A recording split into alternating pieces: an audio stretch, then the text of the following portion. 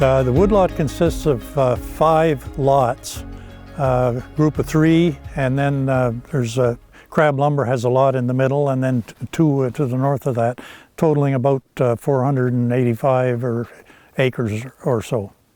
We obtained the land about 40 some years ago, and at the time, this particular area that we're going to be looking at it had quite a bit of over-mature fir in it, quite big ones, and the feeling was it had to be clear-cut, and it was, and it has grown up since in what you see in the usual way, mostly a mixture of hardwoods with some fir and pioneer species mostly. With this particular area that we're looking at this morning, no, I have done nothing, but through as being one of the areas selected for experimental pre-commercial thinning, trying different methods in view of trying to determine the best way to handle this, taking into account climate change. This was done in cooperation, or it was done by the Federation of Woodlot Owners Association of New Brunswick, and with particular input from the Carleton Victoria Woodlot Owners Association, who have been very helpful to us over the years. Well, the area that we're looking at here is pretty typical of a lot of areas regenerating in New Brunswick. It's come back with a mixture of hardwood and softwood trees. It's a lot of poplar. There's gray birch, there's white birch, there's red maple. We also are lucky to have beech and sugar maple. And so we've got quite a mixture of hardwoods that have come back. We also have a number of balsam fir and spruce, which Conrad referred to, that was common in this area. So what we had tried to do, because this is a typical thing that we're seeing in our clear cuts across the province, is we wanted to see maybe we should be looking at the species that maybe are going to be around in 30, 40 years and try to promote those ones and change. So we're changing our selection, basically, what's the species that we want to have present. So our traditional way of treating an area, New Brunswick was a big softwood producing province. So back then, 20, 30 years ago, it was softwood all the way. So it was fir and spruce. It was eradicate basically all the hardwoods you could. They weren't considered important at all, or they had their place. They were just not considered a commercial species as viable as the spruce and fir. So your thinnings here would have really favored all the fir and the spruce over everything else.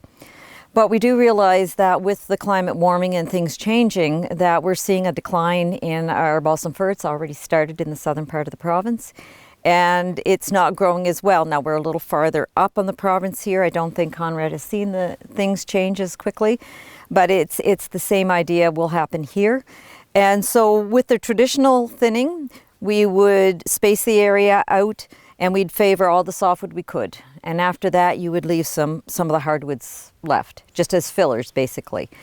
In the more climate-adapt approach, we were getting rid of a lot of the fir, and we're favoring the hardwoods, so even white birch over balsam fir, and trying to retain sugar maple, which Conrad's lucky enough to have here, yellow birch, and whatever, and some poplar. It's also a species that we're not quite sure how well there's going to do, but we were just really trying to change our species selection so that it will demonstrate what trees will do better in the future.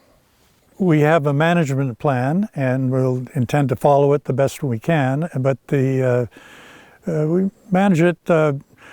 Income is not the primary purpose, it's an important one, and when we got it over 40 years ago, a lot of it was in field. It went into, some of it went into Christmas tree production for a number of years. When the market competition got too bad, we let them grow up, and they were clear cut for lumber and pulpwood about 3 years ago. And we're going to continue to manage it, hoping to have a good stocking with tolerant species where we can, and pass it on to a future generation probably in not that many years from now. One thing as an owner that I find quite challenging, even discouraging at times, is trying to plan for the future, because every year or every couple of years there's some other scourge of the forest appears, disease, insect, what have you, climate change. And in forestry you're looking ahead. I mean, 100 years is well worth looking at, trying to plan ahead. And it is very, very difficult. Well, it's impossible to know what else is going to pop up in future years. So we try to do the best we can. And there's going to be surprises. And anyway, we shouldn't get discouraged over it, I guess.